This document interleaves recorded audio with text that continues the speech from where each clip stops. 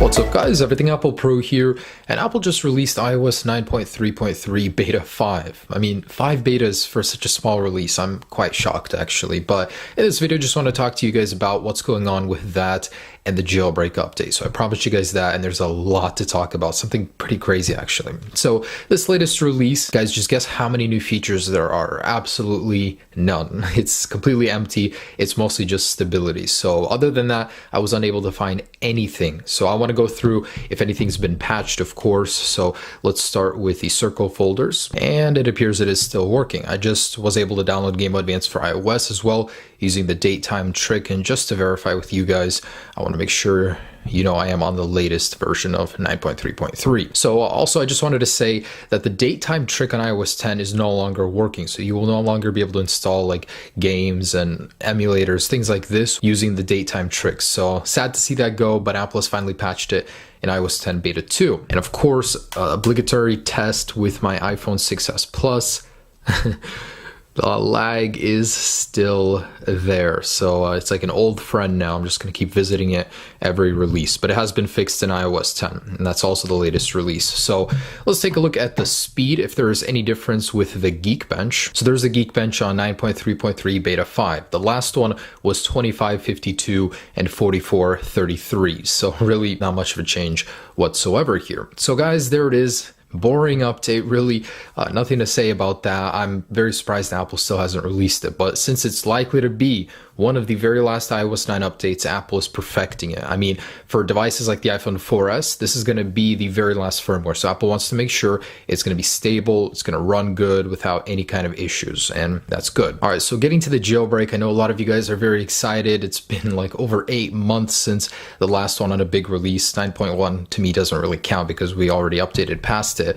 But anyways, so in the most recent news, Muscle Nerd has just tweeted that iOS 10 Beta 2 actually leaves more of iOS 10 unencrypted. I didn't tell you this in my last update because I didn't know, but iOS 10 Beta 1, its kernel cache is unencrypted, which makes it like a gold mine for building jailbreak from it. So it's not everything, it's not all the puzzle pieces for a jailbreak, but leaving an open unencrypted kernel makes it so much easier. Of course, you need a sandbox escape, and I'm not going to pretend like I know all this terminology and everything for jailbreaks. I just follow these developers, kind of, you know, just picking a few things up here and there. So I know that what Apple did with iOS 10 by leaving it unencrypted is helpful. It's not everything though. So Muscle Nerd in his most recent tweet has basically said that even more was left unencrypted, in particular on 32-bit devices like the iPhone 5. So this is before in Beta 1, basically some of the components that were left closed and now they're open. That's crazy. I mean, this makes it easier, certainly, but you know, you got to ask yourself, why would Apple leave the kernel unencrypted? There's one really good reason for it, and that's speed. Encryption actually costs your device speed.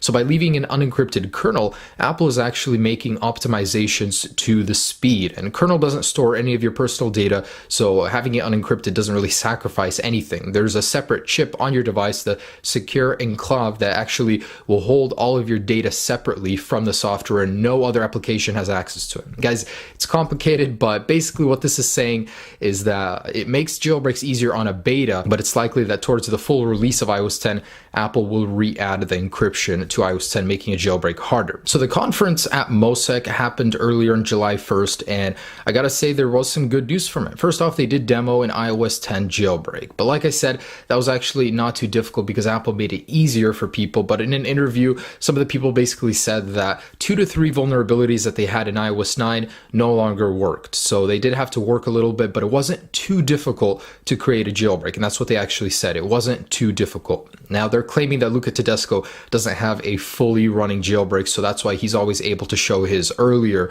but they are working on it. They have a fully working jailbreak on iOS 10 in the beta stage right now, of course. But they also did confirm that an iOS 9 jailbreak on 9.3.3 they have as well. So every firmware is jailbreakable by their exploits right now. Now that's very good news, but they did say they have no intention of releasing it. So unfortunately, getting Cydia on your device right now is probably not going to happen on iOS 10. It's more likely to happen on iOS 9 because Apple killed those exploits in iOS 10. Why not just throw it out there to us? But who knows when that will happen. We've been waiting forever, guys.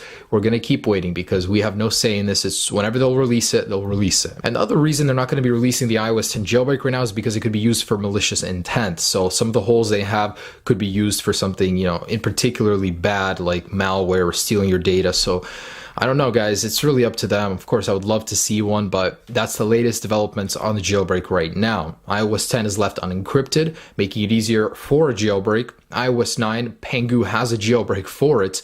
They just haven't been releasing it or giving us any details on when they would. So I guess we wait like always. I make no promises to you guys, but it looks like there's some good news now. And one more thing, guys, because iOS 10 unencrypts the kernel on 32-bit devices like the iPhone 5, that's not it, but I actually was very curious. What are the speed differences? Will the iPhone 5 be faster on beta 2 of iOS 10? So I'm going to be doing a full speed test, possibly battery test included. I'll have that up for you guys very soon. And in general, there's a lot of videos I have to make right now, so I'm going to be posting quite a few in the next few days. Thanks so much for watching, guys. Stay tuned for any updates. Of course, as soon as the jailbreak is out, guys, I will be on that. Trust me on that. All right. Have a great day, guys. Peace.